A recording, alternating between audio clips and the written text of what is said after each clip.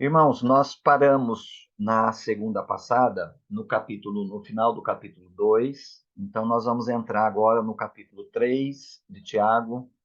Vamos tentar seguir aí adiante, com a leitura do Tiago. Eu já disse aos irmãos, né, que o Tiago, ele está como autor da carta aos Hebreus, ele está pregando um sermão, né?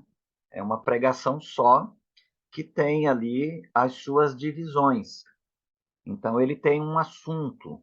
O assunto dele gira em torno da, da prática coerente com aquilo que se professa.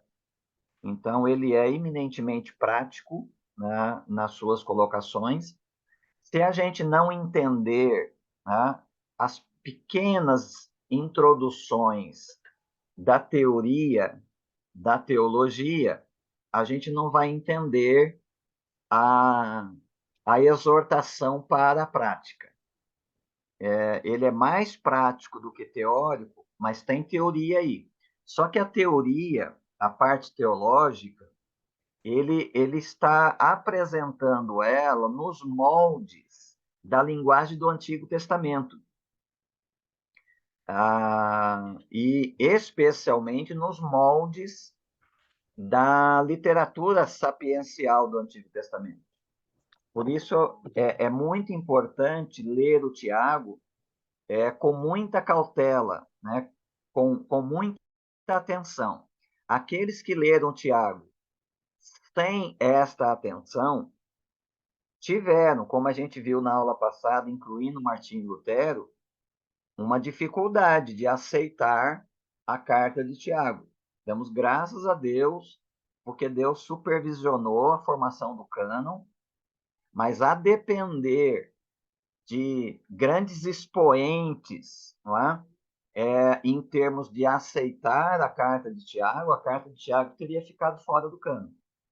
Né? Mas justamente por causa do tipo de literatura que ele utiliza, e do fato de ele ter pequenas inserções teóricas, de teologia, de doutrina, e ele ter uma extensão maior de ética cristã, de prática coerente com as declarações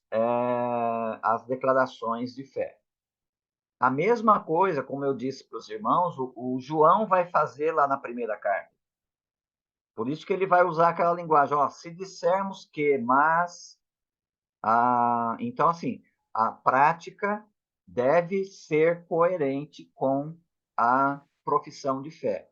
No caso do Tiago aqui, a fé sem obras, né? A declaração de fé que não é coerente com a ética cristã, ela é uma fé morta, né? Ela é uma declaração vazia de fé, porque a fé como um dom de Deus é uma fé viva, ela é produtora de obras. Nós somos salvos, segundo Paulo, somente pela fé, mas aí uma compreensão posterior do Martim Lutero, nós somos salvos somente pela fé, mas esta fé não vem vazia, ela vem engravidada de obras, né? E daí resulta a parte prática, a parte ética da vida cristã. Aqui, como eu disse para vocês na aula passada, ele vai estruturando o seu sermão sempre usando uma expressão comum. Por exemplo, aqui no início do capítulo 3, nós sabemos que ele está iniciando uma outra etapa do desenvolvimento do seu sermão por essa expressão, meus irmãos. Sempre lá desde o capítulo 1, ele vem usando meus irmãos. Às vezes, ele vai iniciar uma nova sessão sem fazer uso de meus irmãos. Às vezes. E às vezes ele vai usar meus irmãos, mas não vai mudar de assunto, como vai acontecer aqui no capítulo 3. Só que quando ele usa meus irmãos sem mudar de assunto, é porque ele está querendo uma atenção, ele está querendo uma ênfase naquilo que ele está ensinando. Então, vamos lá ao conteúdo do capítulo 3. Ele diz aí, meus irmãos, muitos de vós não devem ser mestres, sabendo que seremos julgados de forma mais severa. Essa é a proposição inicial do Tiago nessa divisão do seu sermão. Ele não está aconselhando a gente a fugir do compromisso que nós temos com o ensino. Ele não está dizendo que nós não devemos desejar ser mestres. Por quê? Se ele estivesse dizendo isso, ele estaria entrando em contradição com o apelo que ele vai fazer a todos nós no verso 18. No verso 18, ele diz: o fruto da justiça semeia-se em paz para aqueles que promovem a paz. Ora, quem são os promotores da paz, senão os que ensinam a paz? O que ele está dizendo aqui é que muitos de vós não devem ser mestres. O que ele está dizendo é que é necessário que os mestres sejam coerentes com o que eles ensinam. Só que nós sabemos que todos nós fomos alvos da obra de Cristo na cruz, que trouxe não apenas a paz com Deus, mas trouxe também a paz que nós experimentamos em Deus, ou a partir de Deus. Aquela paz que o Paulo menciona em Filipenses capítulo 4, aquela paz de Deus, que excede todo o entendimento. Então, nós nos tornamos, por causa daquele pacificador com P maiúsculo, nós nos tornamos pacificadores com P minúsculo. Nós recebemos a paz dele e hoje nós somos portadores desta paz.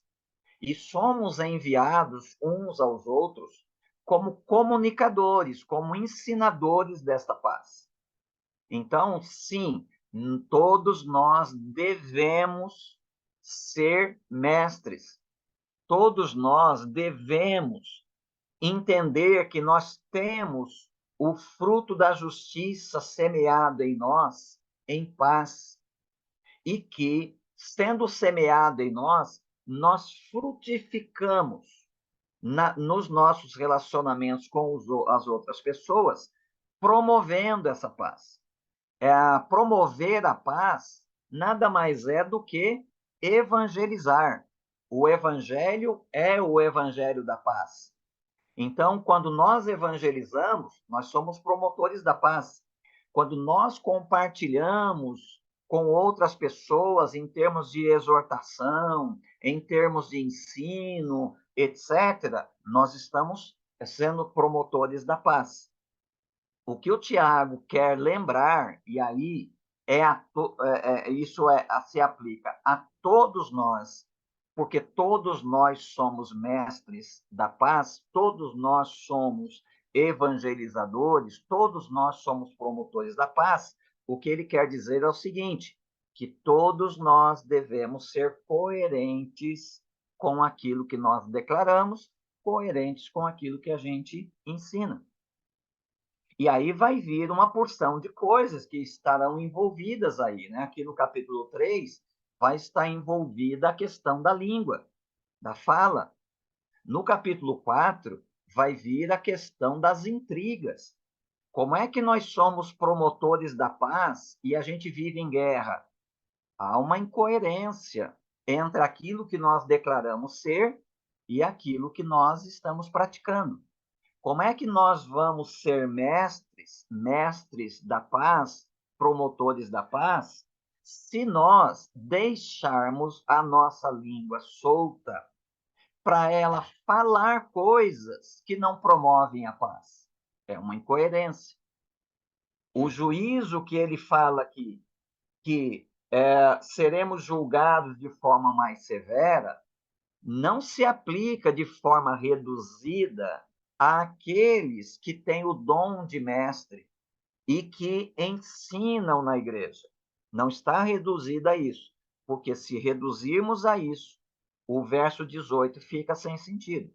Todos os crentes são portadores da paz, todos os crentes são promotores da paz, e os crentes promovem a paz pela fala, pela pregação, pelo ensino, pela exortação do evangelho.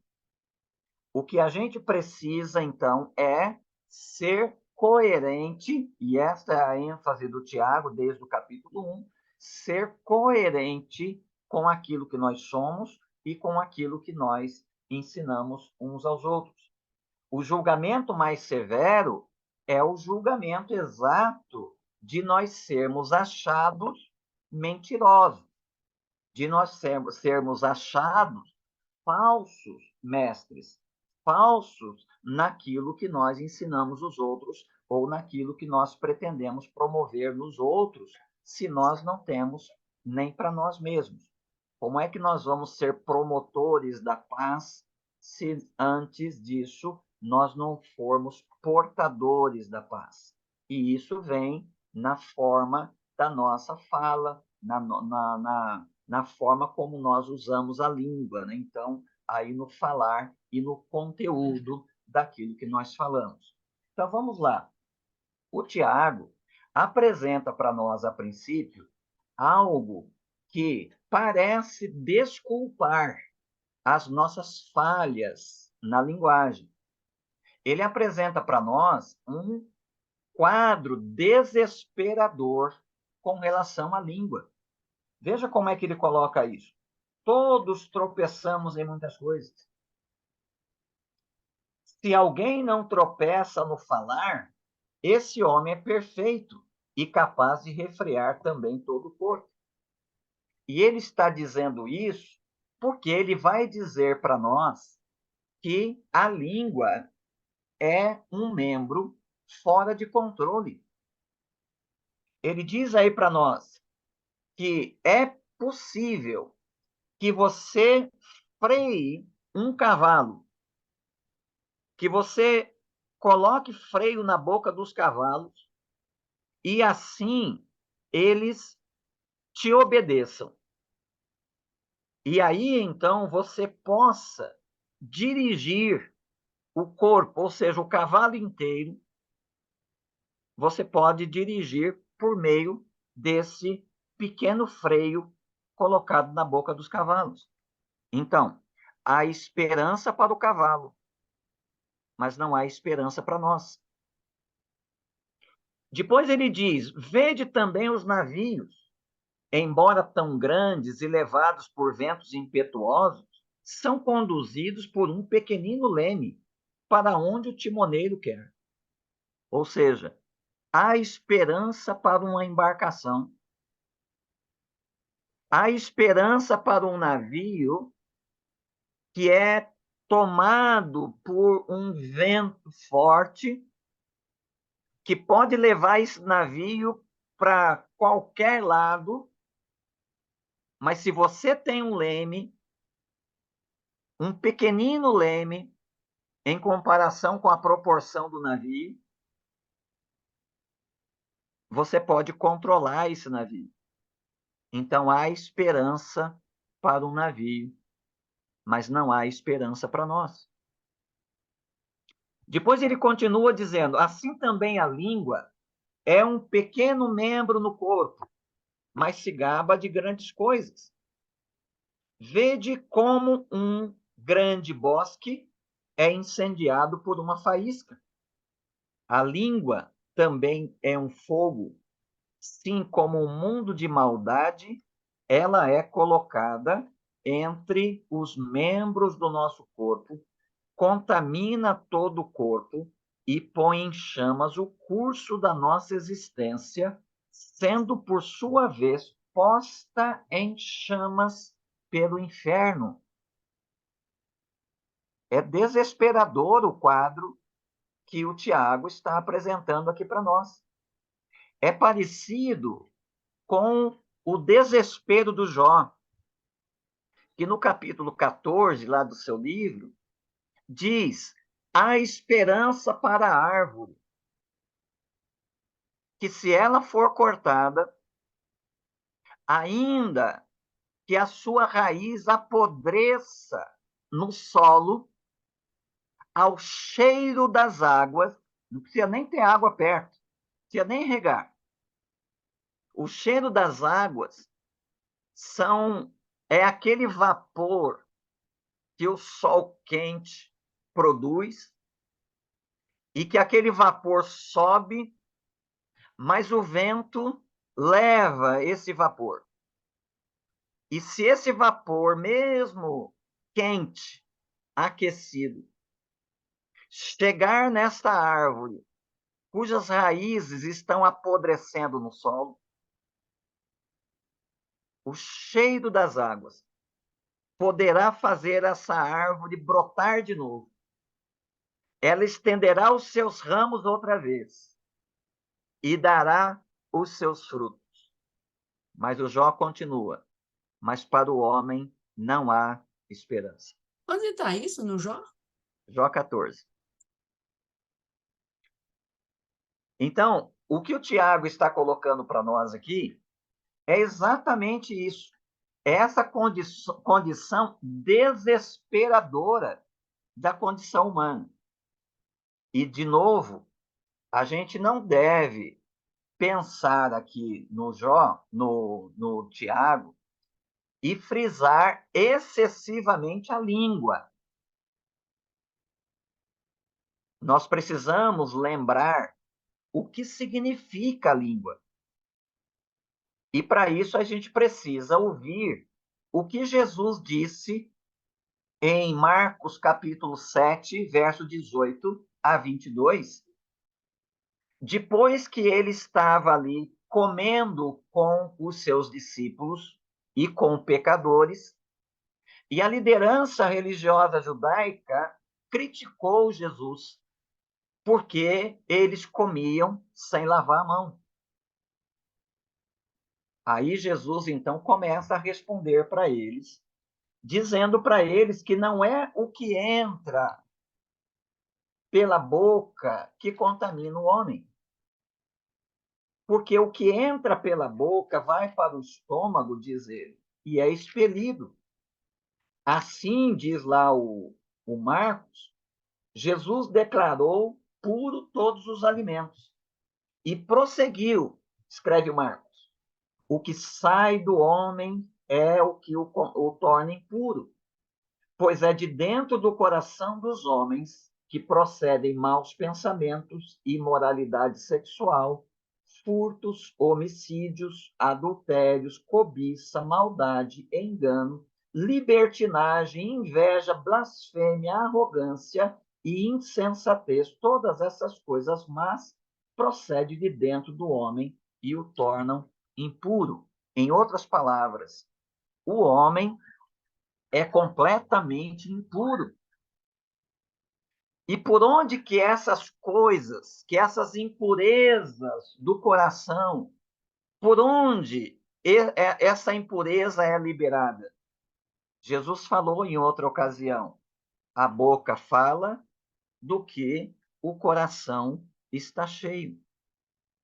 Então, se o coração é impuro, o que sai da boca, o que sai de dentro dele, pela boca, pela fala, é que declara, é que evidencia o quanto há de impureza, ou quanto este homem, essa pessoa, está contaminado. A desesperança, o quadro desesperador aqui do Tiago, não se restringe ao falador, se refere ao conteúdo da fala. Porque se a nossa fala não trouxer como conteúdo a paz da qual nós somos portadores, e ao falar nós liberamos esta paz como promotores da paz, então nós vamos estar sendo incoerentes com a nossa declaração de fé. Porque a nossa língua vai liberar não a paz da qual os crentes são portadores. Ela vai liberar os seus conteúdos.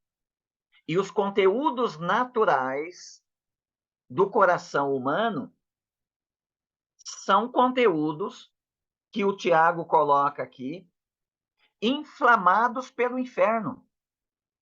Veja como ele coloca no verso de número 6.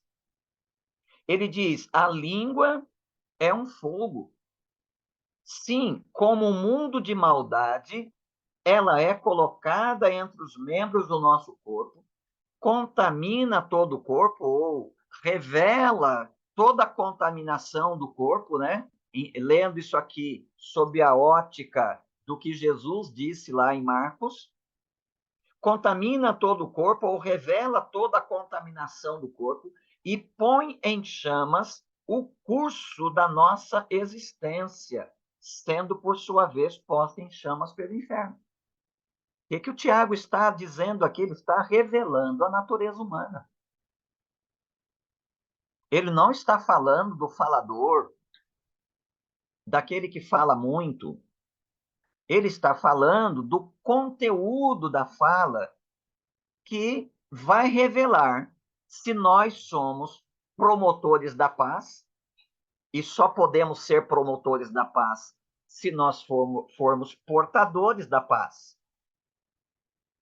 ou se nós ainda estamos em nossos pecados, ou ainda estamos na nossa condição original, antes de sermos salvos por Cristo.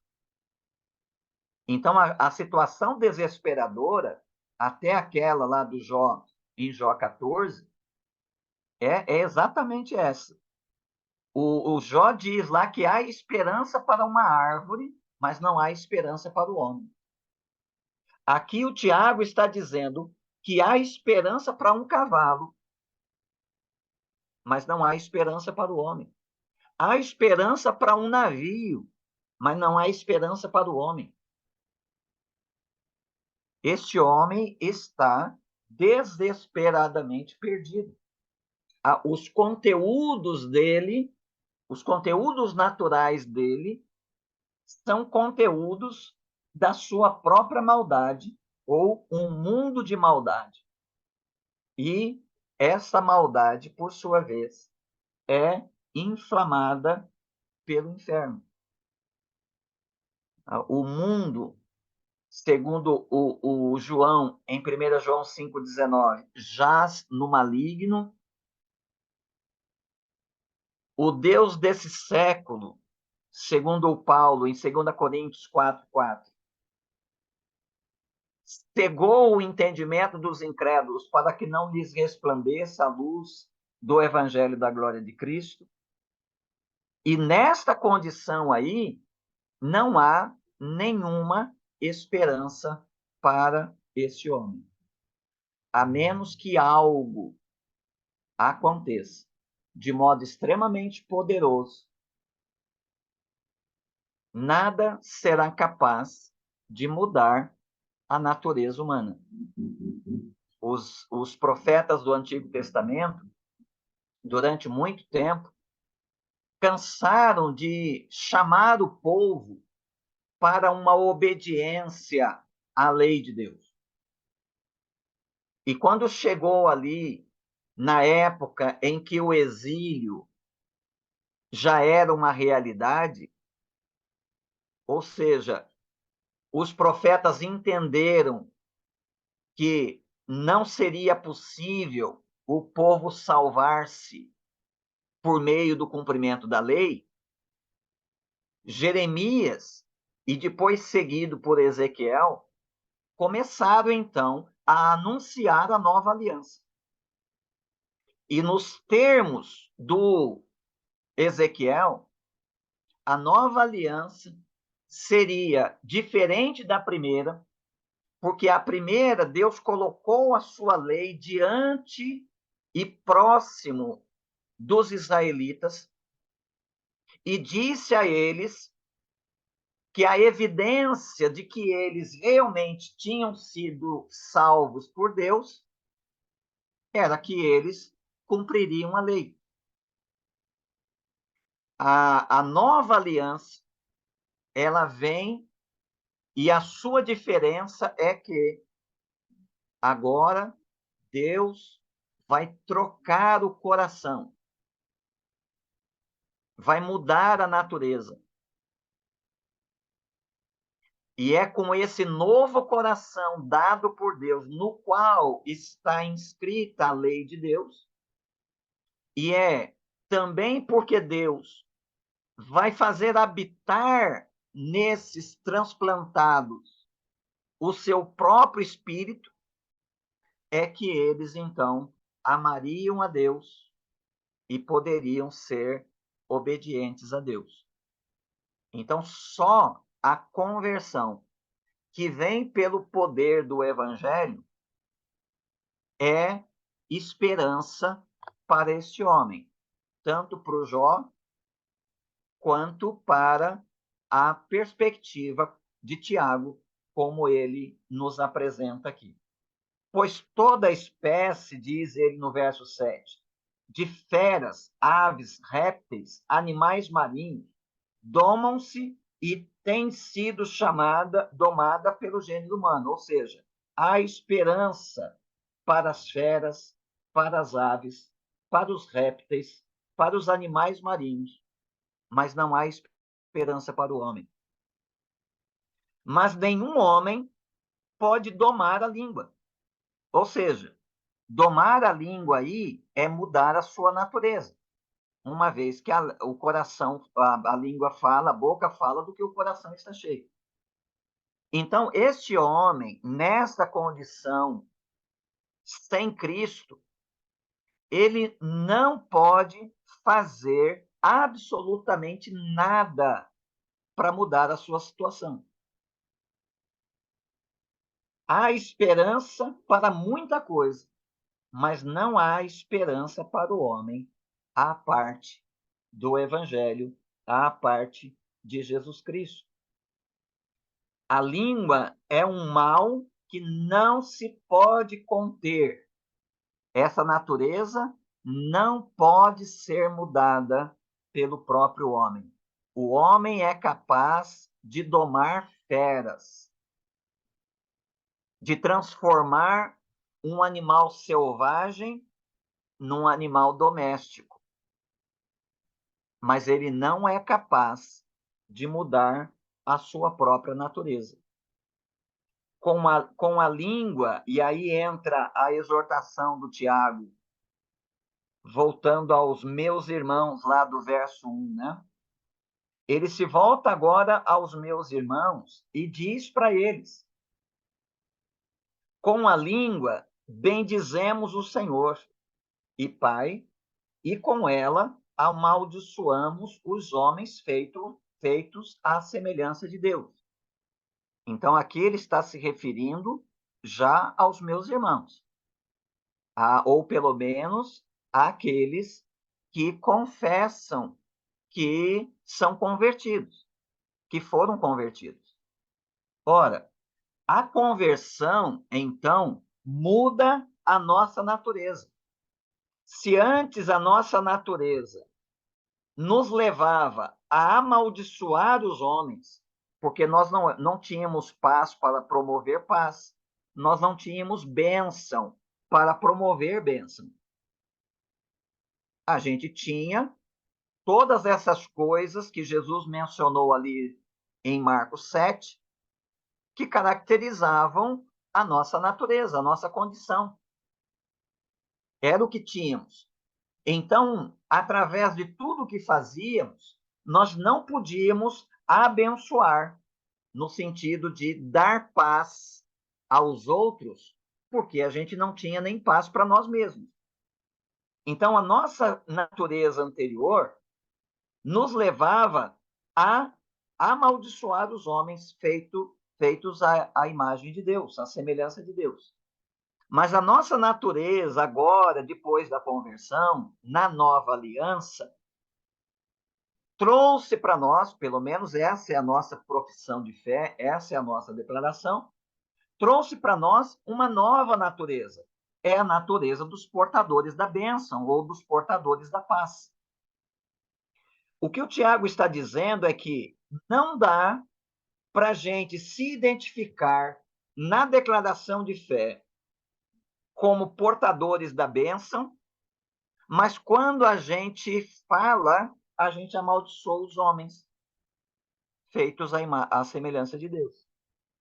Ele está voltando àquele núcleo da sua carta, que é a coerência entre a declaração e a prática, entre a profissão de fé e a ética cristã. Da mesma boca procedem a bênção e a maldição. E ele então conclui, enfatizando aí, meus irmãos. Aqui ele não muda de assunto. Aqui é uma ênfase. Meus irmãos, isso não deve ser assim. Em outras palavras, ele está dizendo, irmãos, nós precisamos ter uma conduta que seja coerente com a nossa nova natureza. Nós precisamos ter uma conduta que esteja evidenciando que a nossa natureza realmente agora foi mudada, que ela é outra. E aí, como Jesus disse, né, que nós identificamos as árvores pelo fruto, é o que o Tiago está propondo aqui. Se houve conversão, então os frutos devem seguir a nova natureza. Se os frutos seguem a natureza anterior, então não houve conversão. Ou pelo menos não houve entendimento do que aconteceu conosco quando fomos convertidos. Então, o Tiago está apelando para os irmãos, a fim de que eles sejam coerentes. Meus irmãos, isso não deve ser assim. Será que da mesma fonte podem jorrar água doce e água amarga? Será que uma pessoa pode ter essa dupla natureza? Será que ela pode ser uma pessoa que teve a sua natureza mudada pelo poder do Evangelho, mas ela libera conteúdos da sua antiga natureza? É óbvio que o Tiago sabe, assim como o João, lá na primeira carta, sabe, que nós não somos perfeitos nesse aspecto. Porque se fôssemos perfeitos, esse tipo de ensino não estaria nas Escrituras. Talvez o Tiago e outros escritores inspirados por Deus, ao tratar de assuntos como este, eles diriam, ó, vocês incrédulos, ó, vocês que estão no mundo. Mas ele está se referindo a irmãos. Então, se isso é um ensino que está nas Escrituras, dirigido à igreja, dirigido a nós, é porque os seus escritores, eles sabem que nós não somos perfeitos. Daí a necessidade de nós sermos constantemente alimentados pelo Evangelho. A pregação pública do Evangelho, a leitura pública das Escrituras, tem o seu lugar no sentido de que ainda há muita coisa dentro de nós que não foi alcançado pela verdade de Deus. Conhecereis a verdade e a verdade vos libertará. De fato, já houve libertação. Mas nós não estamos em gozo pleno dessa libertação. Mas à medida que nós lemos as Escrituras, ouvimos as Escrituras, estas verdades vão chegando a nós, vão atingindo o nosso entendimento. E como Paulo disse em Romanos capítulo 12, 1 e 2, em função de nós conhecermos mais profundamente as misericórdias de Deus, que é uma expressão para se referir ao conteúdo do Evangelho, à medida que nosso entendimento vai sendo alimentado pelas misericórdias de Deus, nós vamos então sendo transformados. Vai acontecendo uma transformação da nossa mente, né? E aí, então, o nosso progresso vai acontecendo. Então, o que o Tiago está escrevendo aqui, ele está escrevendo para irmãos. O que ele está dizendo não é dizer assim, olha, vocês não são irmãos. Não, vocês são irmãos sim. A questão que ele está colocando é que, olha, vocês sendo irmãos, vocês precisam agora adequar, né, dentro do que vocês estão recebendo continuamente de revelação de Deus, vocês precisam aplicar esse evangelho na vida, de tal forma que a natureza externa de vocês, seja por meio da fala, seja por meio da mente, seja por meio do sentimento, seja por meio da conduta, isso vá sendo transformado pela renovação do vosso entendimento. Ele avança aí ainda dizendo: será que da mesma fonte pode jorrar água doce e água amarga? A resposta é não. Embora ainda haja resíduos de amargura em nós, e o Pedro, lá em 1 Pedro 2, verso 1, diz: olha, meus irmãos, se livrem de toda amargura, inveja. E como vocês fazem isso? Olha, se aproximem da pedra viva. Vocês são pedras vivas nele. Vocês são chamados para serem sacerdotes e etc. É por uma constante aproximação da pedra viva que a pedra que somos nós se manifesta também como pedras vivas e promove a edificação do edifício, do prédio, da casa, do templo.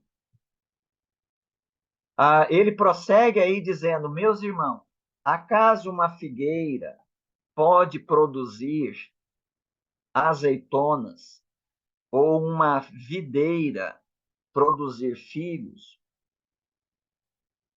A pergunta é retórica. Tampouco uma fonte de água salgada pode dar água doce. O que o Tiago está dizendo para nós? Se Deus não mudar a minha natureza, de modo nenhum eu serei mudado.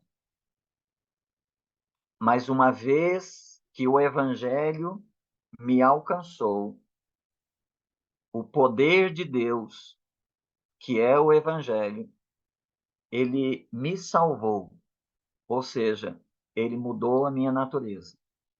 Eu já não sou mais uma fonte de água salgada.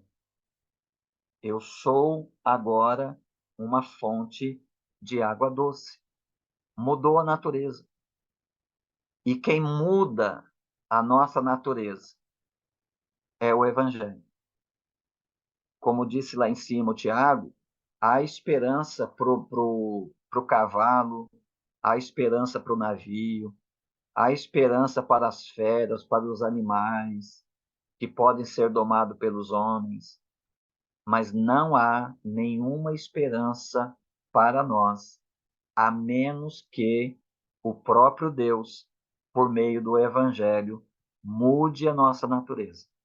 E, uma vez que isso aconteceu, então agora essa nova natureza, ela precisa se revelar, precisa se manifestar na forma dos frutos ou das obras que sejam coerentes com essa nova natureza. Quem entre vós é sábio e tem conhecimento? Aí é a questão lá do verso 1. Meus irmãos, muitos de vós não devem ser mestres. Olha, dizer aqui muitos de vós não devem ser mestres seria a mesma coisa que dizer muitos de vocês não desejem ser convertidos. Muitos de vocês não desejem ser crentes. Porque se eu me tornar um crente apenas pelo meu próprio desejo, ou me tornar um crente no sentido de um membro da igreja, por algum atalho que não seja a conversão, que é a mudança da minha natureza, eu vou revelar isso pelas incoerências entre aquilo que eu professo e aquilo que eu vivo. Entre o tipo de árvore que eu sou e o fruto que eu produzo. Entre o tipo de fonte de água que eu sou e a água que eu verdadeiramente libero. Então, uma vez que a conversão aconteceu, a nossa natureza foi mudada por um poder que não é nosso, ou seja, há esperança para nós, mas só no Evangelho. Uma vez que isso aconteceu, então agora os nossos frutos ou as nossas obras acompanham a nossa nova natureza. Se eu continuar, me portando como mestre, se eu continuar dizendo que eu sou sábio e que eu tenho conhecimento, então eu devo mostrar que eu sou sábio, que eu tenho conhecimento pelo bom procedimento. E qual é esse bom procedimento?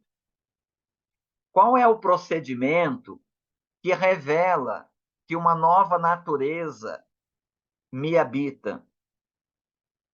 Ele diz aí, ele traduz essa nova natureza por humildade de sabedoria.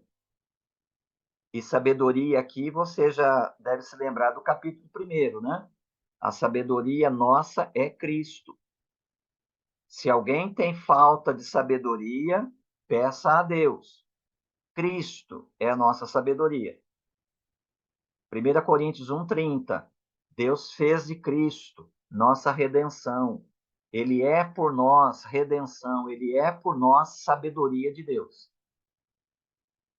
Então, quando essa sabedoria chega, e lá no capítulo 1 nós vimos que o único modo de receber essa sabedoria é mediante a fé, quando nós então recebemos Cristo mediante a fé, então nós temos sabedoria. Só que agora essa sabedoria, que é a característica da nossa nova natureza, deve se revelar como tal, por meio do bom procedimento, que é caracterizado em humildade de sabedoria, não de arrogância, né? Não queiram muitos de vocês serem mestres, né? Aumentar o discurso, porque quanto mais você aumenta o discurso, em termos de ser mestre, mais você vai ser cobrado por isso. Mais as pessoas vão olhar para você e elas vão te julgar. Olha, você está dizendo que você é uma figueira, mas você está produzindo azeitonas. Você está dizendo que você é uma videira, mas você está produzindo figo. Você está dizendo que você é uma fonte de água doce, mas você está produzindo água salgada. Tem alguma coisa errada aí. Então, o apelo do Tiago é: seja coerente. Você é mestre, você é sábio, você tem o conhecimento, então deixe que essa sua nova natureza saia do seu coração via a fala, via o pensamento, via os sentimentos, via o comportamento, via o seu procedimento, deixe que isso seja liberado através de você, para que as pessoas não percebam uma ambiguidade em você, em termos do que você professa e daquilo que elas evidentemente veem na sua vida. Mas não vos orgulheis, essa característica da vida cristã. Não vos orgulheis, nem mintais contra a verdade. Se, em vez de, pelo procedimento em humildade e sabedoria, vocês forem orgulhosos, vocês tiverem inveja amarga, sentimento ambicioso no coração, vocês estarão vivendo uma ambiguidade entre a sua declaração de fé e a sua conduta. Porque como se revela a nova natureza? O Tiago diz que essa não é a sabedoria que vem do alto. Essa sabedoria aí, que as pessoas dizem que são sábias, dizem que têm conhecimento, dizem que têm Cristo, dizem que foram convertidas, dizem que são figueiras, mas produzem azeitonas, dizem que são videira, mas produzem figos. Essa sabedoria aí não vem do alto.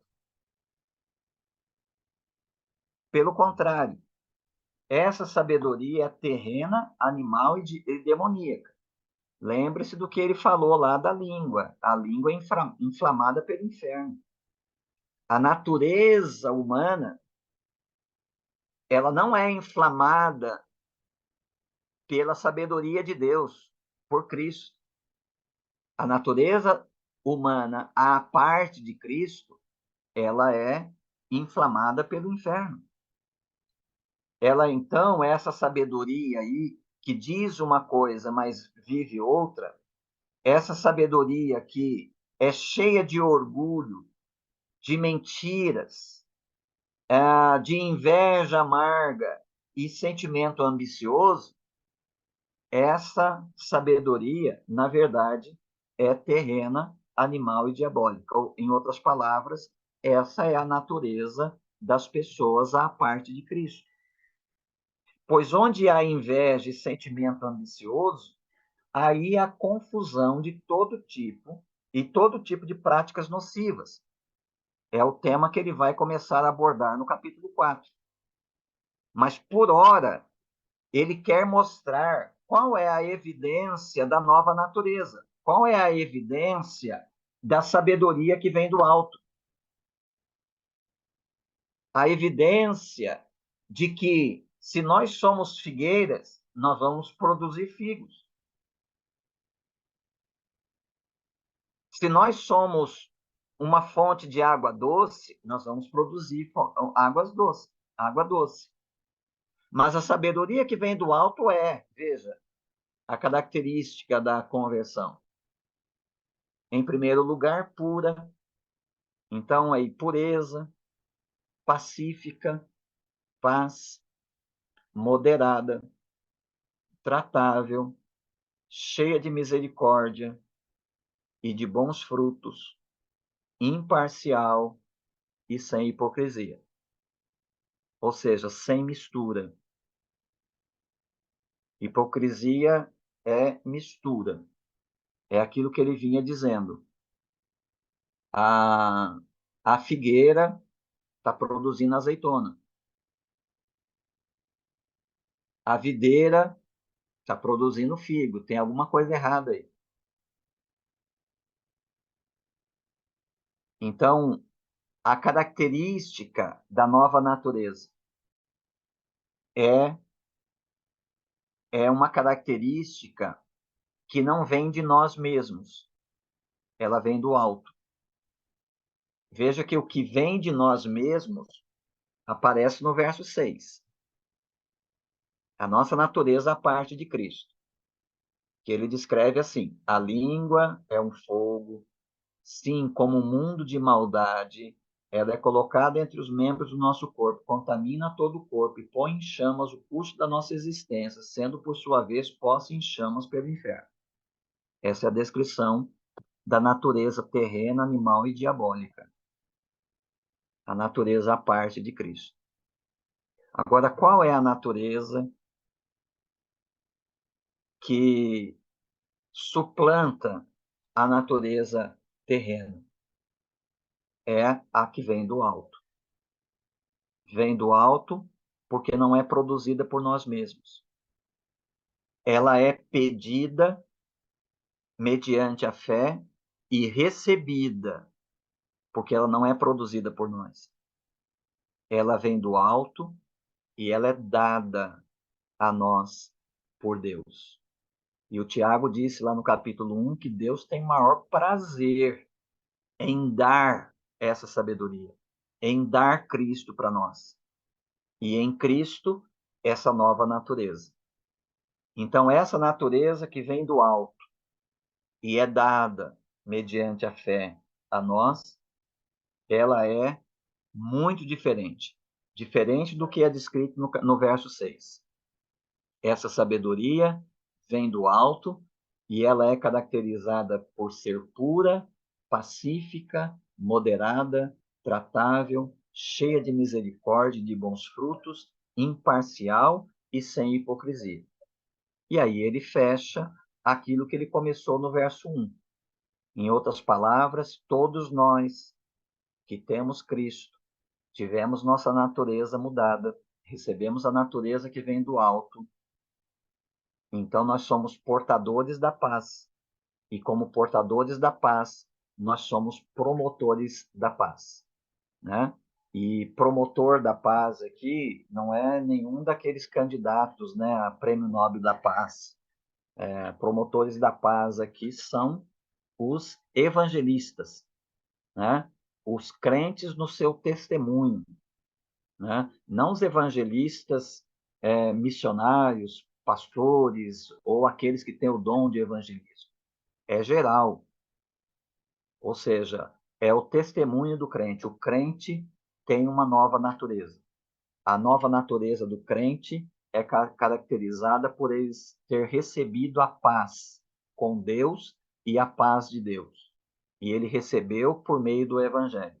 Agora ele é promotor da paz à medida que ele semeia o evangelho, à medida que ele testemunha o evangelho, para que, assim como ele, que era descrito como verso 6, foi transformado pelo evangelho naquilo que é descrito no verso 17, as outras pessoas com quem ele se comunica e com quem ele se relaciona e a quem ele testemunha também possam receber o mesmo evangelho e a mesma transformação de natureza. Ok? Então, este é o capítulo 3. Mas o assunto do Tiago prossegue no capítulo 4, porque agora ele vai continuar falando sobre as manifestações, né, por meio da fala também, mas que revela um pouco mais a esses conteúdos da velha natureza.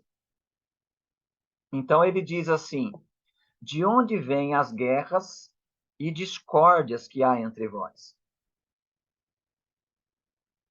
Será que não vem dos prazeres que guerreiam nos membros do vosso corpo? E que prazeres são esses?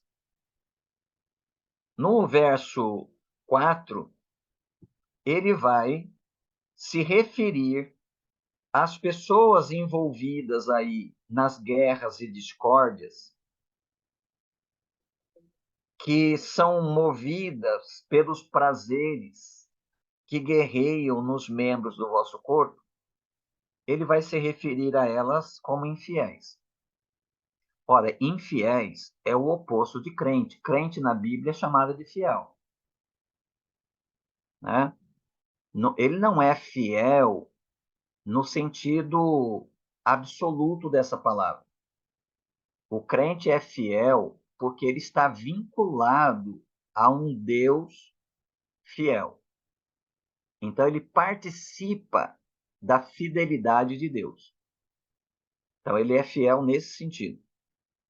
E os não crentes são infiéis.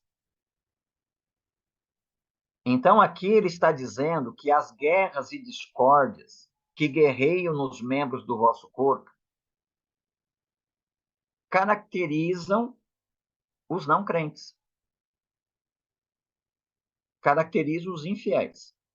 E como é que os infiéis são caracterizados?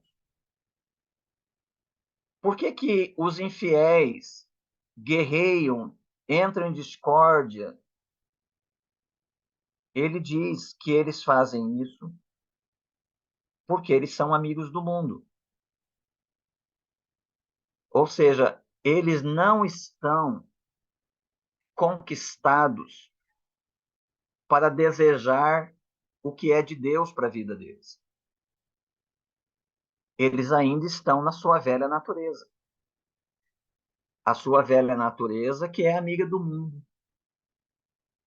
A sua velha natureza que, por ser amiga do mundo, está em inimizade contra Deus. E estando em inimizade contra Deus, eles são inimigos de Deus. Veja, nunca um crente vai ser descrito assim.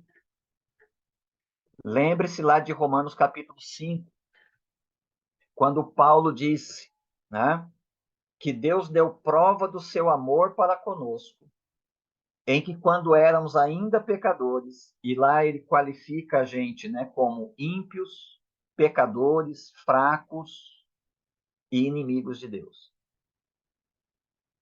Quando nós ainda éramos pecadores, a seu tempo Cristo morreu por nós.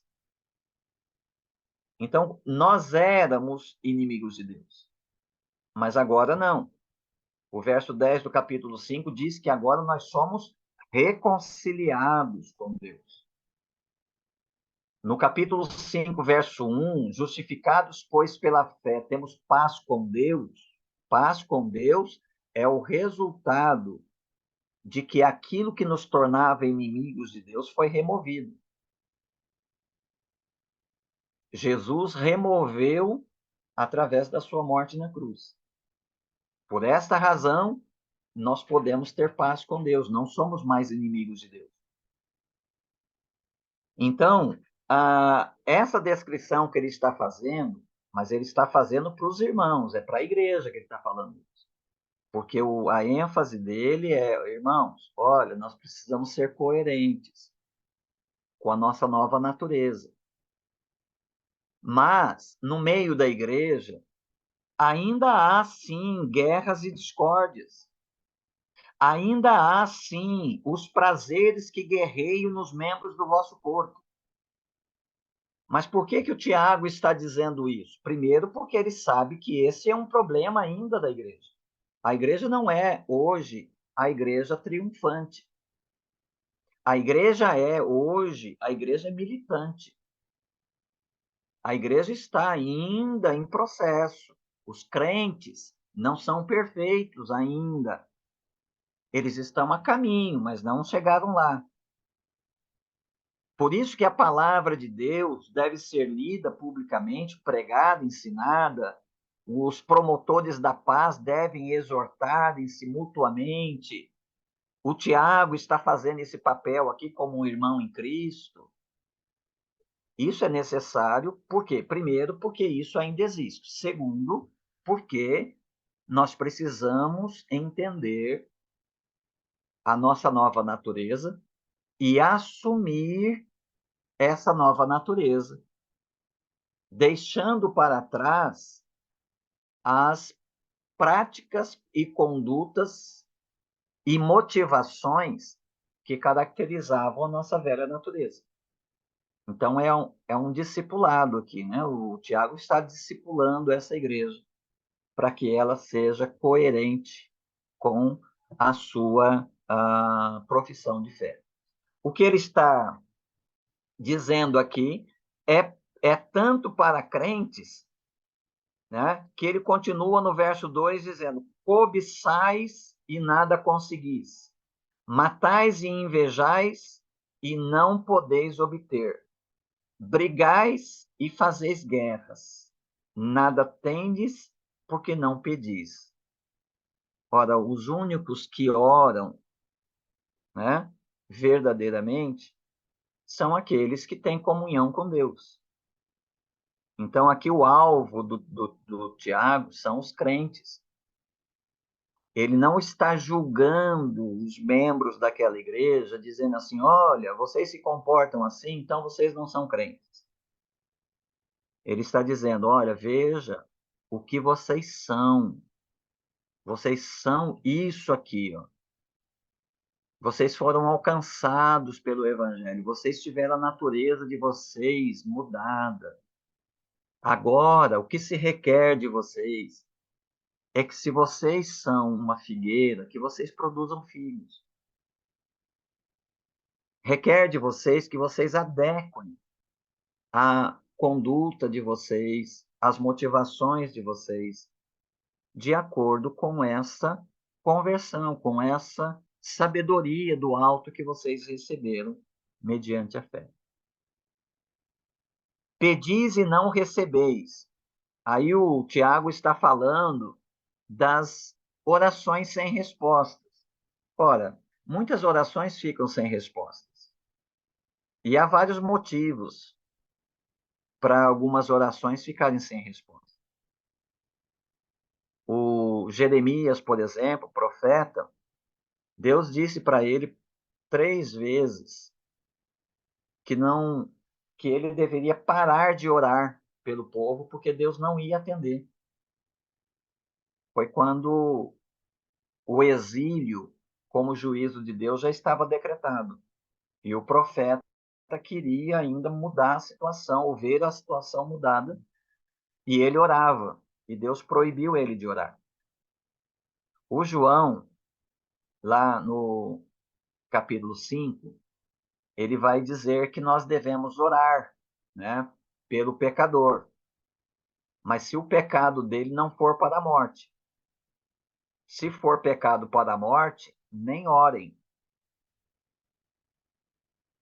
Então veja que há orações que vão ficar sem resposta por vários motivos. Aqui, o Tiago está colocando como motivo a motivação, aquilo que move a petição. E como essas pessoas aqui ainda parecem ser imaturas, elas estão usando a oração com a mesma motivação que elas entram em discórdias e fazem guerras entre si. Ou seja, elas estão ainda movidas pelos prazeres que guerreiam nos membros do vosso corpo. Elas estão movidas ainda pelas suas próprias cobiças. Então, a motivação aqui ainda não é aquela motivação da glória de Deus. A motivação aqui ainda é conseguir extrair do outro o benefício que eu quero para mim. E olhar para Deus apenas desse mesmo ponto de vista. Ver em Deus apenas alguém que eu possa explorar, alguém de quem eu possa extrair alguma coisa para o meu próprio benefício. Então, o Tiago está falando aí, né, dessa imaturidade. Ele diz que não tendes porque não pedis, ou seja, tem falta de oração. Mas, por outro lado, tem a oração sem resposta. Pedis e não recebeis. E o motivo? Porque pedis de modo errado. Qual é o modo errado? Para gastardes em vossos prazeres. A oração do Pai Nosso, na sua expressão maior, registrada por Mateus, no capítulo 6, verso 9 a 13, mostra para nós ali qual deve ser a linha de oração dos crentes em termos de prioridades. Né? Jesus resumiu toda a oração do Pai Nosso no capítulo 6, verso 33, quando ele diz: mas vós buscai primeiro o reino de Deus e sua justiça, e as demais coisas vos serão acrescentadas. Esse é um resumo do Pai Nosso. Por quê? O que é reino de Deus?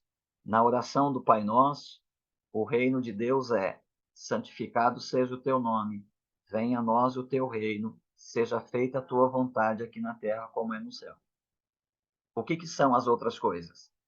O pão nosso de cada dia, o perdão nosso de cada dia, a proteção nossa de cada dia, o livramento nosso. Então, esse é o modelo da oração.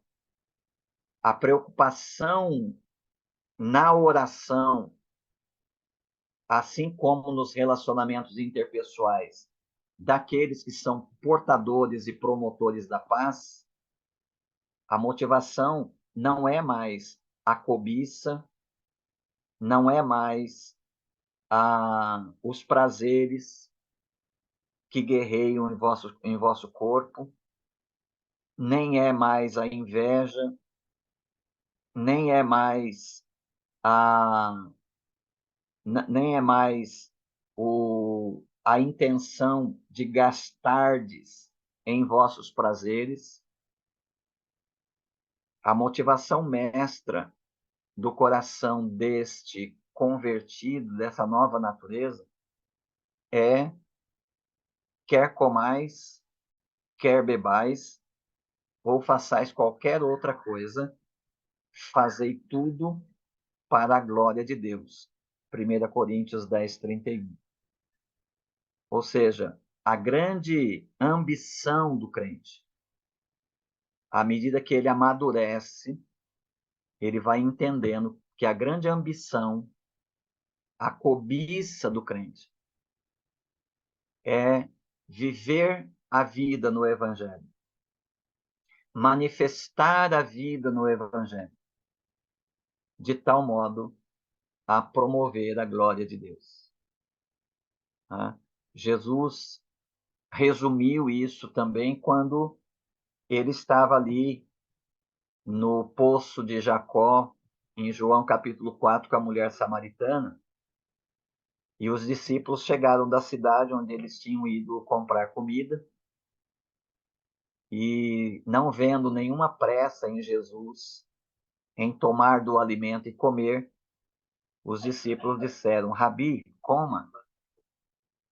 E ele então respondeu para eles: uma comida tenho para comer que vocês ainda não conhecem.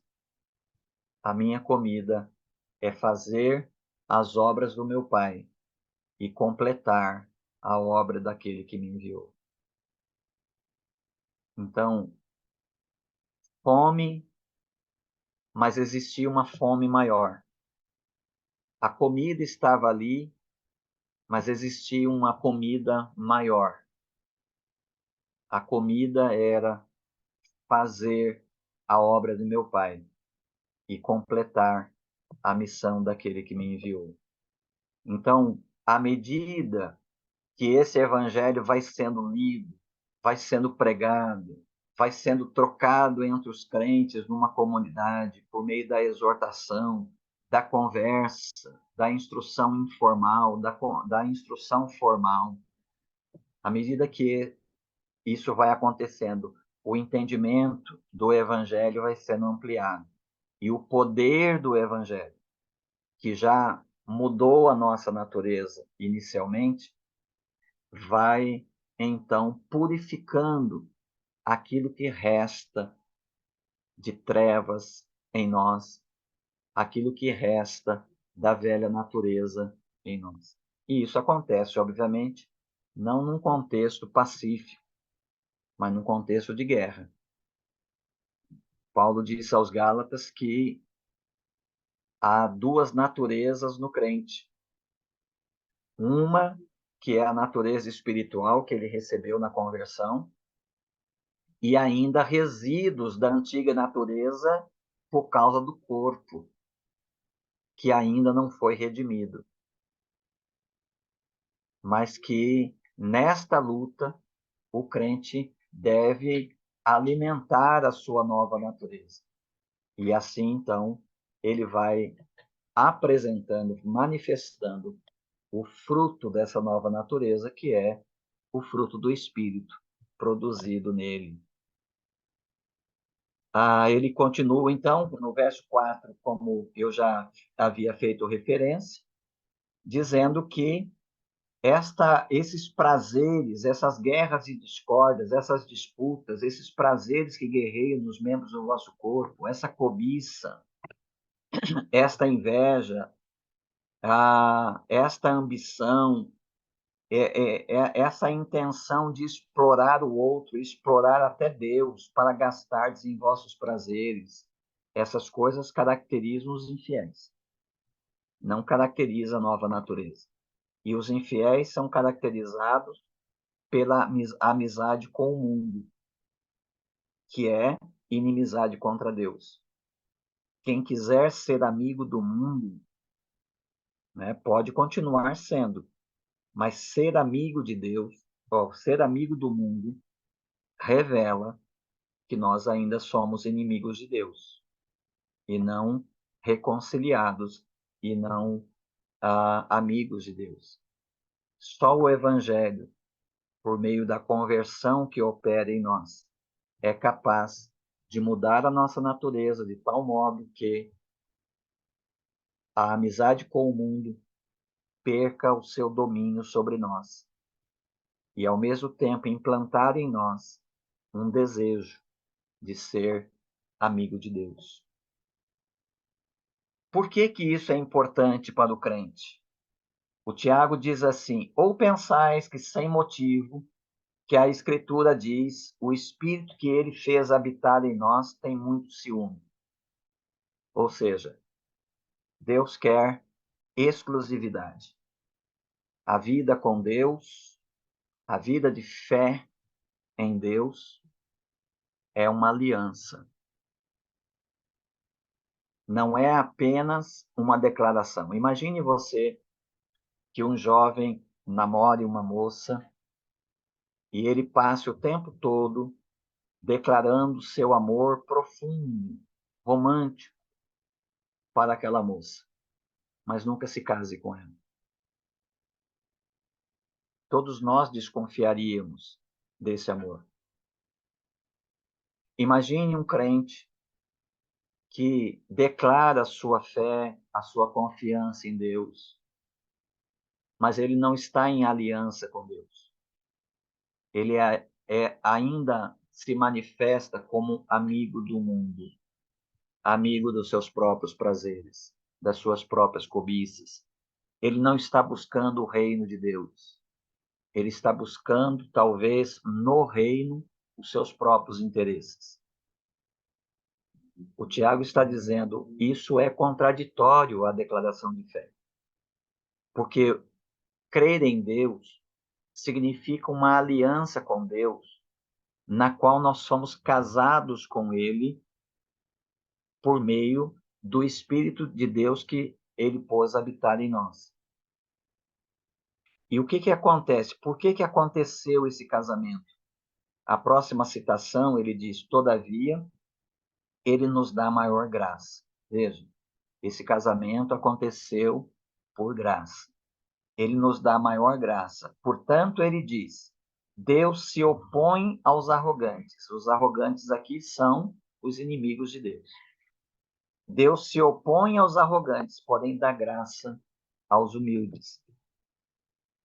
Então, isso significa que o Tiago está dizendo para aqueles irmãos que são irmãos. Apesar dessas coisas estarem acontecendo aí, vocês são irmãos. O que está acontecendo aí é devido ao fato de que vocês precisam de mais instrução sobre a nova realidade que caracteriza vocês, sobre aquilo que o Evangelho produziu em vocês. Porque o Espírito de Deus veio habitar em vocês, vocês estão aliançados com Deus. E isso aconteceu não por causa de vocês, mas porque Deus foi gracioso com vocês. Então vocês devem isso à graça de Deus. Há uma outra fonte que é produtora das guerras, das discórdias e das cobiças, que não é os prazeres que guerreiam nos membros do vosso corpo, nem é a inveja, a cobiça. Há uma outra fonte originária ou originadora dessas coisas que acontecem entre os irmãos. E aqui o Tiago vai identificá-la, né, no verso 7, como o diabo. Então, até agora, ele tratou de conteúdos da velha natureza que encontram ainda os seus resíduos em nós, que precisam de contínuo tratamento por ensino do Evangelho, por lembrança constante daquilo que nós somos em Cristo, daquilo que aconteceu conosco em nossa conversão. Mas existe uma fonte externa, capaz também de produzir guerras e discórdias entre nós. E aí o Tiago apresenta como fonte externa o diabo. O Pedro diz, né, que o diabo anda em derredor, procurando uma oportunidade, alguém que ele possa tragar. E aqui o Tiago coloca para nós que o diabo também está ao redor procurando oportunidades. E como é que nós vencemos essa fonte externa? Aí o Tiago diz para nós, só nos sujeitando a Deus. Quem pode vencer o diabo? Só Deus pode vencer o diabo. Porque se nós pudéssemos vencer o diabo, Jesus não precisava ter vindo. Nós precisávamos de um Salvador que fosse mais poderoso do que aquele que nos aprisionou e do qual nós éramos completamente impotentes para nos livrar. Então Jesus veio para, com a sua morte, nos livrar do poder do diabo. Como a gente pode ler em Hebreus capítulo 2, verso 15.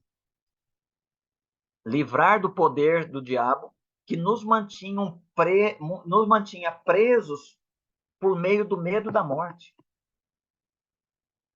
Aí o nosso Salvador vem, vence o diabo na cruz e vence a morte na ressurreição. Hoje, como é que nós podemos vencer o diabo? O Pedro disse, resistindo-lhe firmes na fé. O Tiago coloca aqui, sujeitando-vos a Deus. É a mesma coisa. É confiados no poder de Deus que nós vencemos não apenas o diabo, mas vencemos o pecado, vencemos a carne, vencemos o mundo e, finalmente, venceremos a morte. Se nós nos sujeitarmos a Deus, e a vida sujeita a Deus é a vida de fé, nós estaremos resistindo ao diabo. E assim, então, ele fugirá de vós. Então, essa fonte externa é combatida desta forma. Uma outra forma, né, de nós vencermos o diabo: achegai-vos a Deus, e ele se achegará a vós. E como é que é achegai-vos a Deus? Sujeitai-vos a Deus significa a nossa plena confiança de que Deus está conosco e de que ele nos livra do maligno, conforme a oração do Pai Nosso. Achegai-vos a Deus e ele se chegará a nós, tem a ver com o que o João diz em 1 João 9. Se confessardes os vossos pecados, ele é fiel e justo para vos perdoar e vos purificar de toda injustiça. Por isso que o Tiago diz aqui, achegai-vos a Deus e ele chegará a nós, pecadores, limpai as mãos. Como é que pecadores podem limpar as mãos? Como é que os vacilantes podem purificar o próprio coração? O meio de isso acontecer é achegando-nos a Deus. O autor de Hebreus, no capítulo 10, diz exatamente a mesma coisa para os crentes da sua época. Ele diz: olha, sejamos ousados agora e entremos pelo novo e vivo caminho que foi inaugurado para nós por meio do corpo de Jesus partido na cruz. Entremos com confiança, com absoluta confiança. Nós encontramos perdão em Deus. Há provisão na cruz de Cristo para todos os pecados. E então, assim, se aproximando, se achegando a Deus, os pecadores então limpam as mãos, os pecadores, os vacilantes, purificam o coração. Vacilante é aquilo que ele se referiu lá no capítulo 1, significa coração dúbio, né? Vacilante é coração misturado, motivação misturada. Por isso que ele diz que o vacilante aqui vai purificar o coração. Purificar é ter um coração pleno de fé, de confiança na misericórdia de Deus que traz perdão aos pecados. Entristecei-vos, lamentai e chorai. Isso, obviamente, num contexto de confissão de pecados. Que o vosso riso se transforme em lamento e a vossa alegria em tristeza.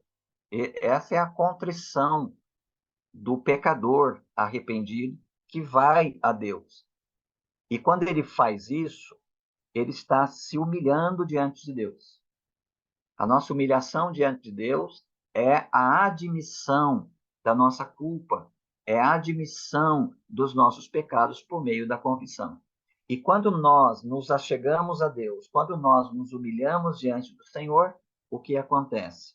Ele vos exaltará, ou seja, há perdão para os pecadores arrependidos.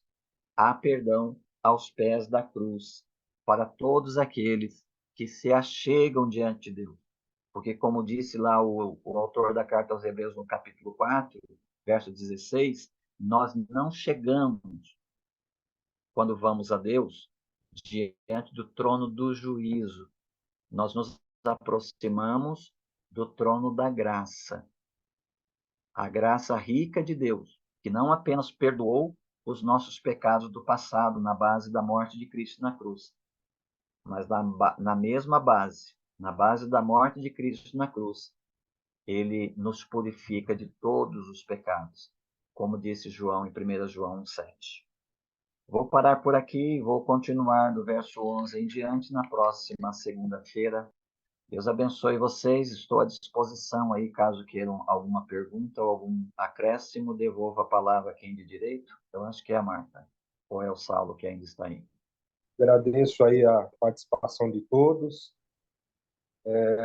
Agradeço também ao nosso pastor José Ayrton, que tem conduzido aí as aulas e tem nos ensinado aí, nos capacitado. Boa noite, fiquem com Deus.